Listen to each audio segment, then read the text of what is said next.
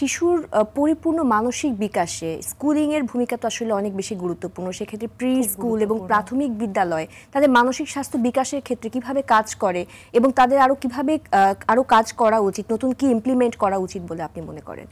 Pre school আর প্রাথমিক বিদ্যালয় তো আসলে খুব গুরুত্বপূর্ণ। একটা শিশুর মানসিক বিকাশ, তার শারীরিক বিকাশ, তার বুদ্ধির বিকাশ, তার সামাজিক বিকাশ সবকিছুর ভিত্তি কিন্তু স্থাপন করে এই প্রি স্কুল প্রাইমারি স্কুল, যেটা তার ভবিষ্যতে খুব গুরুত্বপূর্ণ একটা ভূমিকা পালন করে।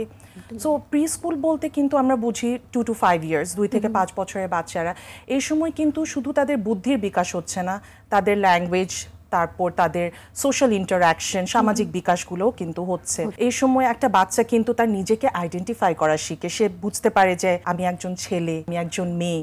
অন্যদেরকে সে বোঝে যে এটা একটা ছেলে, এটা একটা মেয়ে।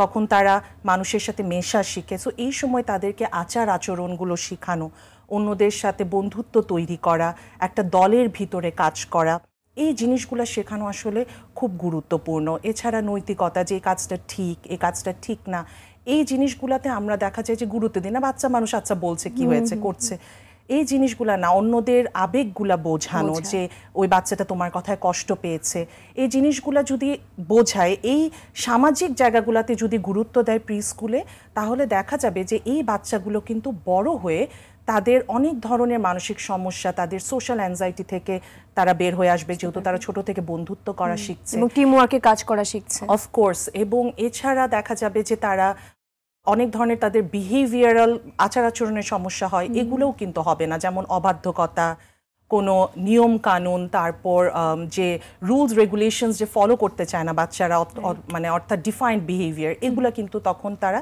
শিখবে না ছোট থেকে, এবং এটা বড় হয়েও সেটার প্রকাশ পড়বে। তারপর প্রাথমিক বিদ্যালয়ের ক্ষেত্রে আমি বলবো যে এখানেও তো বিকাশ হচ্ছে, সব দিক দিয়ে সামগ্রিক একটা বিকাশ হচ্ছে।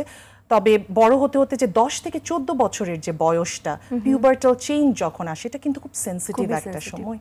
এবং এই সময় দেখা যায় যে অনেক হরমোনাল চেঞ্জ আসে, যেই কারণে তাদের শারীরিক এবং মানসিক দুদিকেই কিন্তু অনেক বড় কিছু তাদের ডেভেলপমেন্ট তৈরি হয়, চেঞ্জ তৈরি হয়, এবং তারা কিন্তু অনেক ক্রাইসিস মোমেন্টও এই সময়টাতে পার করে, অনেক পার করে। এটার আরেকটা কারণ হচ্ছে ক্রাইসিস মোমেন্ট পার করার কি, যে তারা কিন্তু খুব সহজে এই সময়টা ম্যানিপুলেট হয়ে যায়।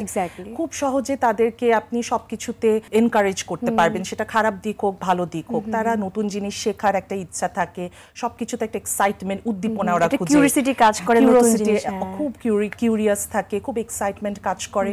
এইসবের কারণে দেখা যায় যে এই সময় যদি প্রাথমিক বিদ্যালয়গুলোতে যদি তারা একটা ভালো একটা পরিবেশ যদি পায়, যেমন পড়াশোনার পরিবেশ ছাড়া যদি একটু এক্সট্রা কারিকুলার অ্যাক্টিভিটিস, যেমন খেলাধুলা, তারপর যোগ ব্যায়াম, এছাড়াও আরও কিছু জিনিস যেমন art, music, project work, debate, এইসব জায়গাগুলোতে যদি একটু ইনভলভমেন্ট আনা যায়, দেখা যায় 50% একাডেমিক টাইম, আমি বলবো 50% এক্সট্রা কারিকুলার অ্যাক্টিভিটিসের জন্য রাখা উচিত।